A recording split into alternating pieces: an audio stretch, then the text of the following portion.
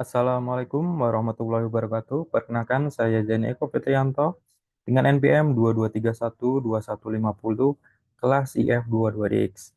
Di sini saya akan melanjutkan materi dari mata kuliah Natural Language Processing di bab 2 ini, yaitu tentang membahas N-gram Language Model. Di dalam N-gram Language Model ini, kita akan membahas tokenisasi kata-kata menggunakan NLTK. Teknologi spasi dalam lokalnya di bab 10 kita sudah menganalisis kata-kata tersebut dalam insolisasi, tetapi hubungan antar kata ini penting dalam NLP. Di bab ini berfokus pada urutan kata, permodelan, dan analisa.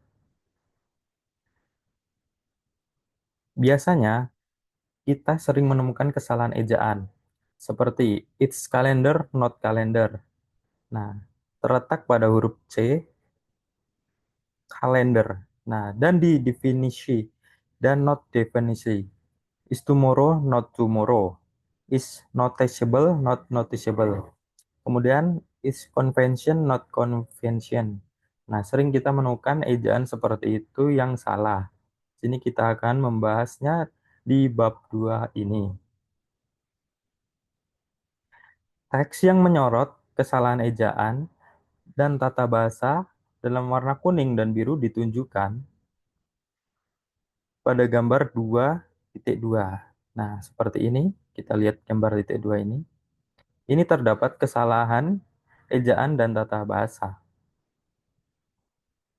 Metode ini kita menggunakan probabilitas kemunculan kata untuk memberikan substitusi probabilitas frekuensi yang lebih tinggi, tapi tidak selalu dapat memberikan pilihan yang akurat. Nah, kemudian kita lihat di gambar 2.3 ini. Pada gambar 2.3 ini mengilustrasikan skenario sederhana prediksi kata berikutnya dalam contoh ujaran saya I like photography. Kemudian I like science dan I love mathematics. Probabilitas saya suka adalah 0,67 dibandingkan dengan saya suka adalah 0,33.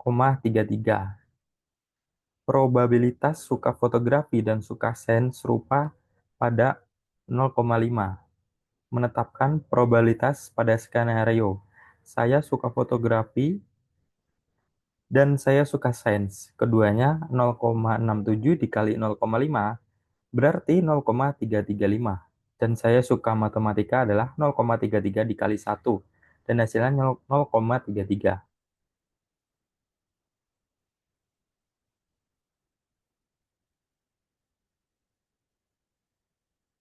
Ketika kita menerapkan probabilitas pada model bahasa, seseorang harus selalu memperhatikan pertama, keterangan spesifik dominan, kebersamaan kunci, dan pengetahuan terminologi.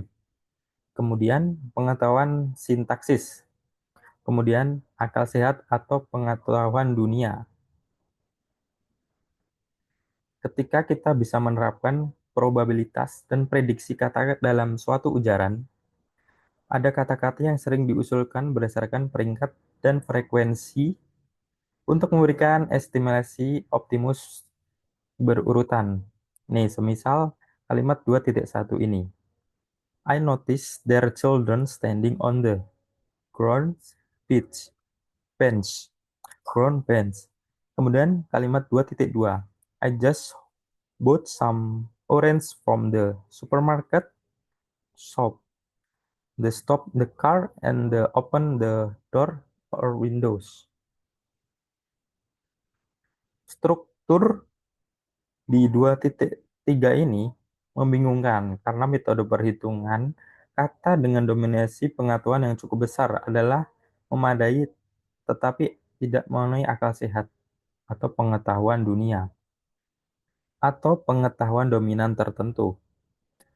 Termasuk di antara sumbernya ini melibatkan pengetahuan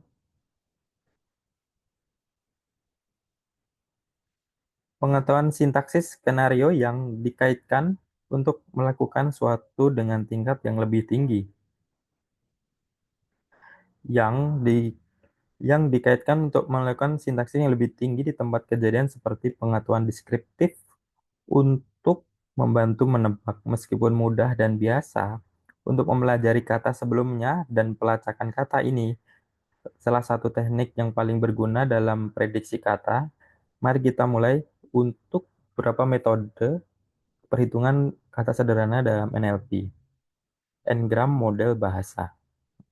Oke, kita akan lanjut ke materi 2.2 yaitu Ngram Language Model.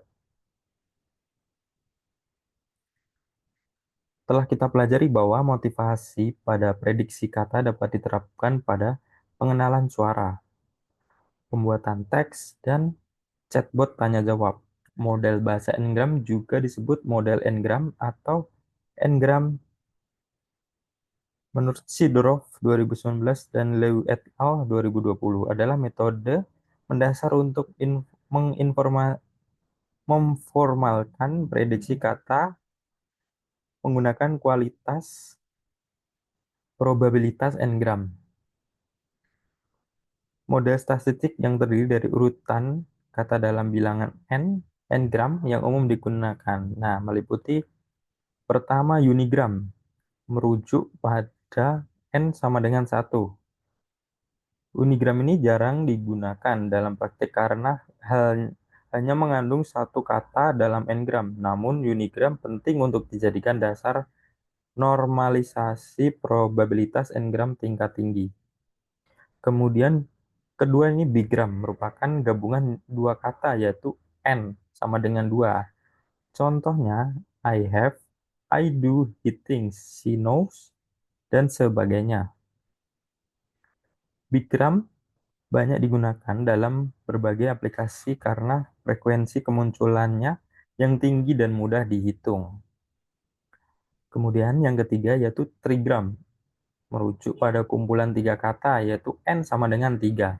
Semisal, I notice three children standing on the E. Nah, seperti itu tadi, berguna untuk mengandung lebih banyak makna dan tidak panjang. Dengan pengetahuan hitungan tiga kata pertama, dapat kita dengan mudah menebak kata berikutnya dalam suatu urutan. Namun frekuensi kemunculan rendah dalam korpus sedang. Kemudian kuadrigram. Kuadrigram ini merujuk pada kumpulan 4 kata, yaitu N sama dengan 4 ya. Untuk contohnya, I notice that three children standing on the it's useful with letterful or large corpus like brown corpus because the advances words. Nah, berdasarkan ini, quadrigram ini berguna untuk literatur atau korpus besar seperti brown corpus karena kombinasi kata-kata yang ekstensif.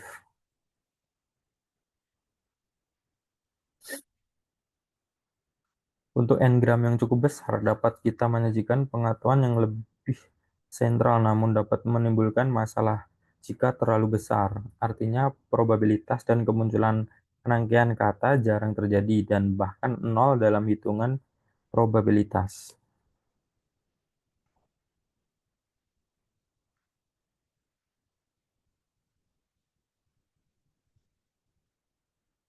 Sebenarnya tujuannya lainnya untuk melihat kemungkinan kata atau kalimat atau ucapan untuk pembuatan teks atau penerjemah mesin.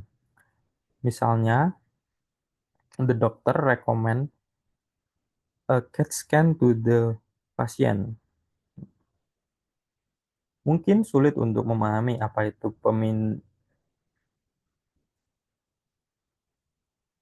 pemindaian kucing. Nah, atau bagaimana pemindaian dapat dikaitkan dengan kucing sebagai pengetahuan dominan karena kemunculan dokter dikaitkan dengan kombinasi medis. Wajar untuk mencari artikel ya. Literatur, situs web tentang pengetahuan medis untuk pengetahuan bahwa pemindaian cat kucing atau cat ini memacu pada pemindaian tomografi aksial terkomputerisasi seperti di gambar 2.4 ya. Bukan kucing. Jenis prediksi kata seringkali spesifik. Dominasi dikaitkan dengan sebelumnya sebagai panduan untuk memilih ekspresi yang tepat.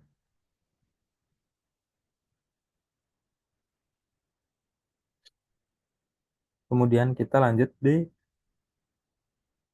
Basic NLP Terminologi. Berikut adalah daftar terminologi umum dalam NLP. Kalimat merupakan satuan bahasa tulis. Kalimat merupakan entitas dasar dalam percakapan atau ucapan.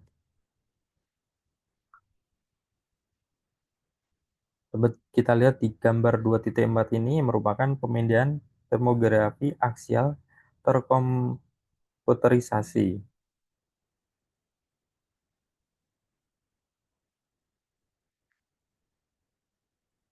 Untuk pertama yaitu utterance atau ucapan merupakan suatu bahasa lisan.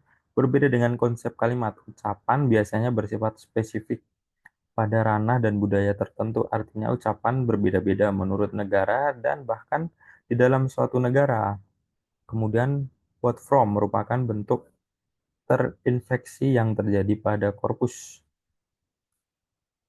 Ini merupakan entitas dasar lainnya dalam sebuah korpus.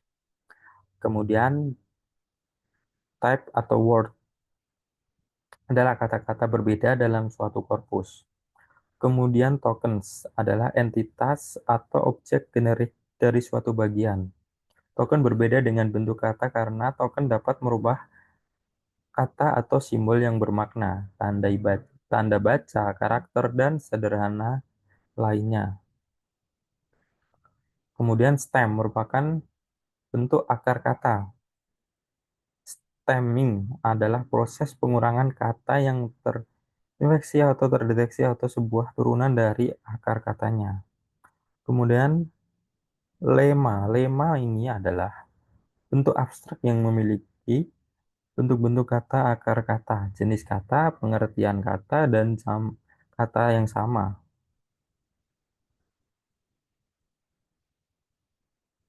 Contoh di atas tadi merupakan merujuk dari representasi makna antara lema dan stem ditujukan pada gambar 2.5. Kita lihat di 2.5. Nah, dapat kita lihat ya, untuk kata information, informatif, computers, fit. Untuk stemmingnya, inform, inform, compute, v, information, information, computer, food. Ini adalah contoh penggunaan stemming versus elimination.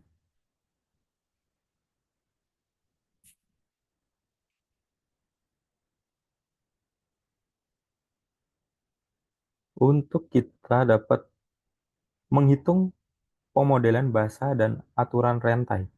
Perhitungan probabilitas bersyarat dapat mempelajari definisi probabilitas terlebih dahulu dan mencari hitungannya yang telah diberikan. Nah, sebagai contohnya ini, untuk mengevaluasi probabilitas bersyarat, the garden is so beautiful that even when the word sequence, the garden is so beautiful, will be, kita dapat melihat P-nya, yaitu the garden, pertama that, the garden is so beautiful.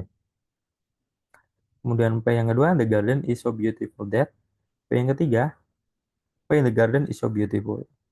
Nah, kemudian kita hitung, the garden is so beautiful that, the garden is so beautiful.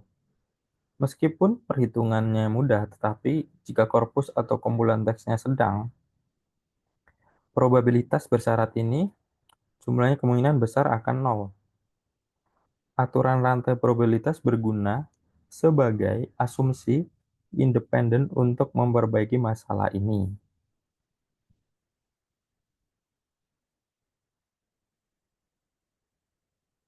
Dengan kita menulis ulang persamaan probabilitas bersyarat di 2.1, maka akan menjadi seperti ini. Untuk rangkaian kejadian A, B, C, D, Rumusan rantainya akan menjadi P, A, B, C, D, P, A, P, B, I, A, P, C, A, B, dan seterusnya seperti ini ya.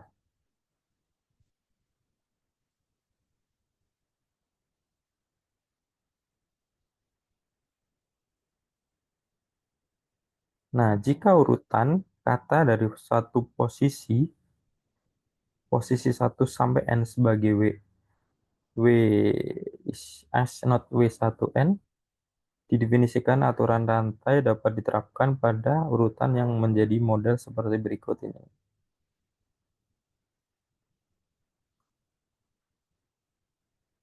Penting untuk kita catat bahwa S atau awal kata dan slash S atau akhir kalimat ini digunakan untuk menunjukkan awal dan akhir kalimat ya, ucapan atau formulasi yang lebih baik.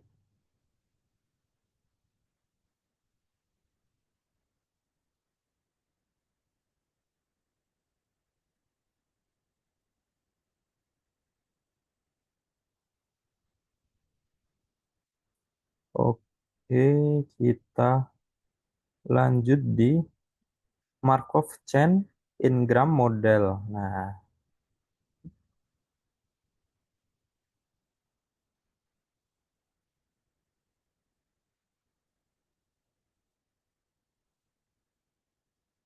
rantai Markov ini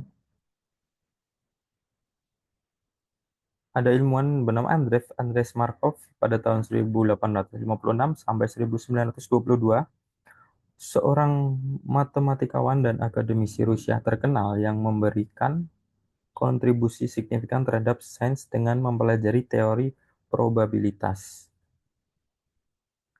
Pada teori Markov ini dapat diterapkan pada pengenalan ucapan model bahasa Ngram, pemeringkatan internet, informasi, dan teori antrian.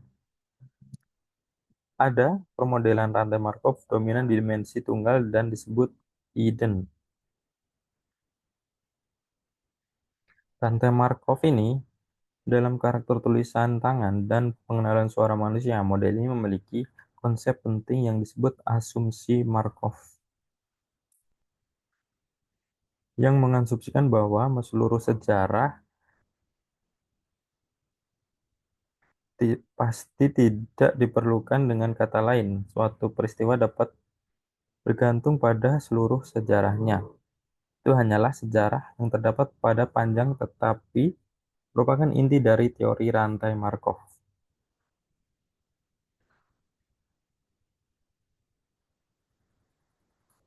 Dengan kita menerapkan model rantai Markov probabilitas kondisional untuk probabilitas n-gram dari urutan kata adalah sebagai berikutnya. W1 n will be explained by assuming perfect of the n words dengan rumus sebagai berikut ini.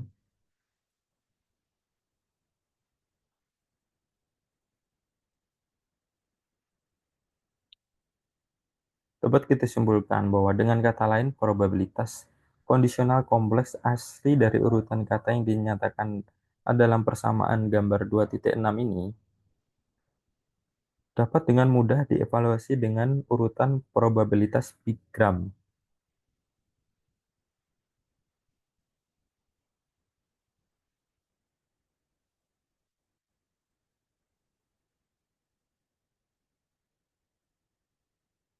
Contoh langsung petualangan Sherlock Holmes, Adventure of Holmes seperti ini ya. Perhitungan probabilitas n-gram biasanya berasal dari korpus pelatihan atau basis pengetahuan uh, dalam dua ekstrem yang satu adalah korpus terlalu sempit dan lainnya adalah korpus yang terlalu umum. Dapat kita lihat nih korpus dari Adventures of Sherlock Holmes dari Doyle 2019. Dari jumlahnya yaitu 424 dengan halaman jumlah karakter tidak termasuk spasi 400.719 dengan jumlah kata 100.010, 87, dan jumlah token 113.749 dan jumlah kalimat 6.830 dan jumlah tipe kata atau V 9.886. Untuk permodelan n-gram ini, dalam contoh di atas mengenai saya kutipan Sherlock yang berpengaruh pada Holmes, yaitu I have not doubted that I. Nah, kita dapat menggunakan rumus seperti ini ya, untuk dapat penerapan dari Markov chain model dari penghindari probabilitas kondisional yang biasa-biasa saja probabilitas n-gram ini dapat menggunakan ini.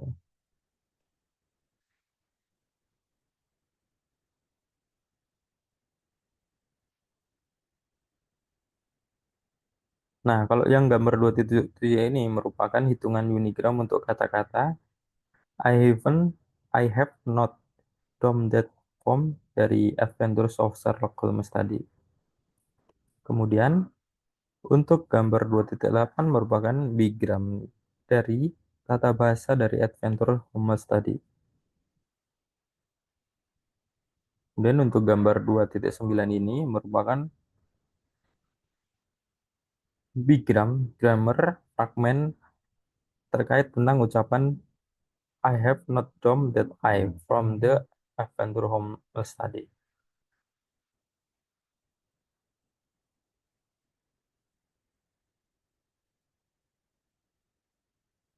Untuk menghitung semua probabilitas bigram bersyarat berdasarkan jumlah pada gambar 2.7 ini, kita menggunakan rumus sebagai berikut nih di bawah ini. P diketahui I have not done that I. Nah, ini angka diambil dari sini tadi, dari tabel dari gambar ini. Dan dapat dihasilkan atau dibandingkan dengan P yang I have not done that I ini dengan hasil 0,000150. Hasil contoh uji ini merupakan beberapa pengamatan. Perlu dicatat ya bahwa semua probabilitas terbatas secara umum.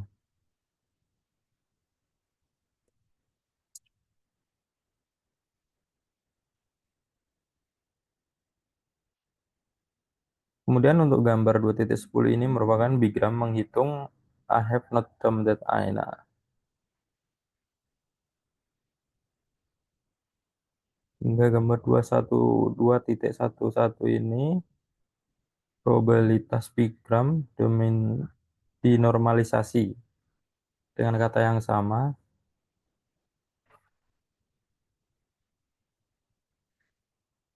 Jadi secara keseluruhan temuan probabilitas bigram atau dinormalisasikan yang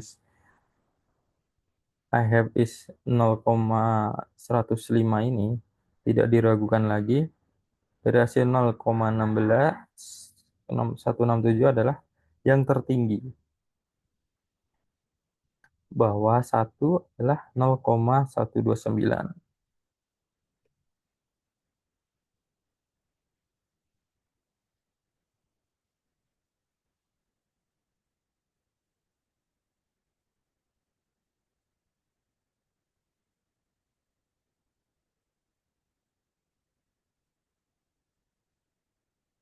Dan ketiga probabilitas bersyarat dari MLE R dominan ini bersifat spesifik dominan yang mungkin tidak dapat dalam situasi lain.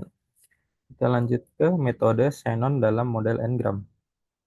Metode Shannon adalah topik dari penting lainnya nih, adalah metode n-gram. Prof. Claude Shannon ini adalah seorang matematika atau insinyur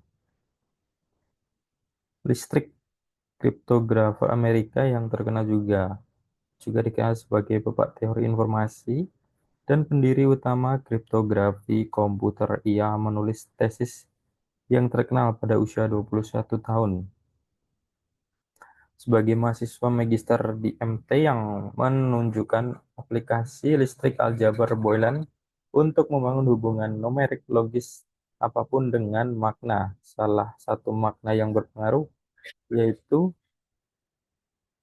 Mathematics of Theory Communication yang diterbitkan tahun 1948.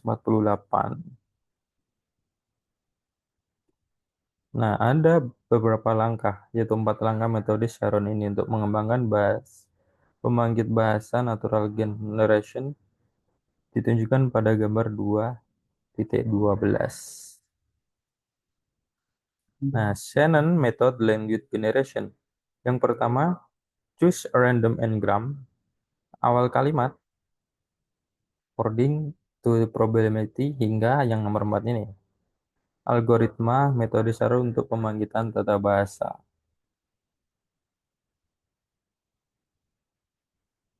Hingga gambar 2.3 ini pembuatan kalimat menggunakan model Shannon The Complete Word Search.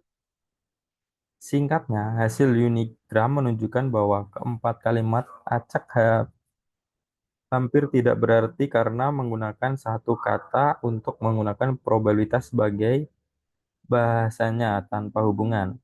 Hasil Bigram menunjukkan bahwa keempat kalimat tersebut memiliki makna menggunakan dua kata. Hal ini menunjukkan frekuensi probabilitas kemunculan yang tinggi. Hasil Trigram menunjukkan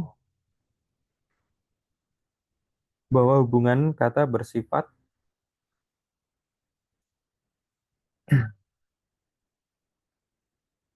koheran karena menggunakan 3 kata untuk menghitung. Kemudian untuk hasil quadgramnya menunjukkan bahwa bahasa kalimat hampir sempurna per kalimat asik karena menggunakan korelasi 4 kata untuk menghitung.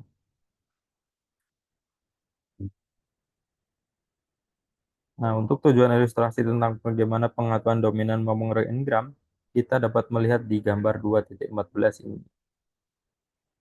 Ini contoh pembuatan kalimat menggunakan metode Shannon dan artikel Wall Street Journal.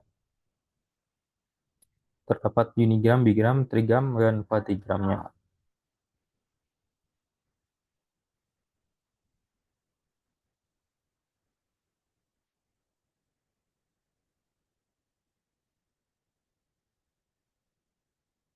Kemudian kita akan lanjut untuk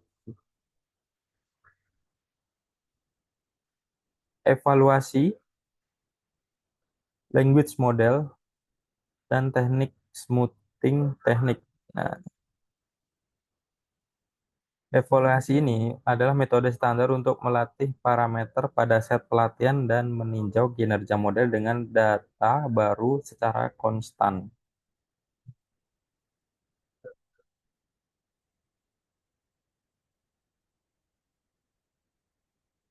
Nah, untuk menghibur perplexity ini, kita menggunakan rumus sebagai berikut ini. Pada gambar 2.11 sampai 2.13. Pada gambar 2.6 ini merupakan evaluasi model bahasa dengan teknik pemulusan atau smoothing teknik. Secara umum ya, meminimalkan hubungan sama dengan memaksimalkan probabilitas untuk kinerja. Model yang berarti model bahasa terbaik adalah model yang paling mampu memprediksi rangkaian pengujian yang tidak terlihat dengan tingkat kebingungan yang diminimalkan. Contohnya yaitu nilai kebingungan atau probability value pada gambar 2.15 menunjukkan bahwa trigram dengan flexibility yang diminimumkan memiliki performa yang lebih baik daripada bigram dan unigram yang menunjukkan persepsi untuk pembuatan teks. Kemudian untuk skema evakuasi ekstrinsik dapat kita lihat di sini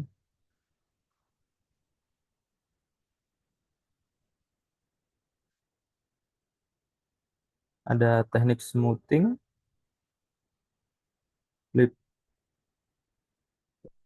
place at one smoothing. Kita menghitungnya dengan rumus ini dengan mencari katanya.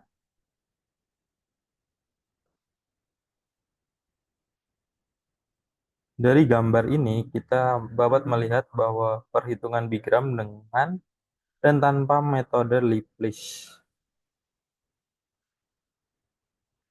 Kemudian edge smoothing. Nah, kita edge smoothing.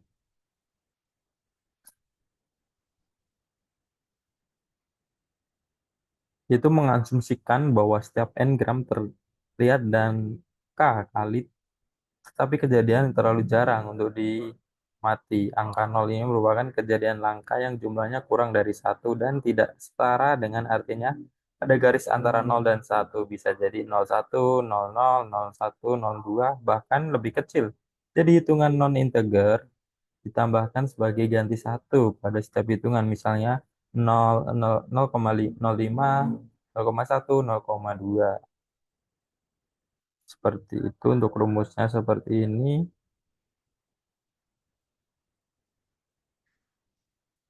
Kemudian back off interpersonal smoothing. Dapat kita lihat untuk back off ini dapat kita hitung semua ini dengan rumus ini ya.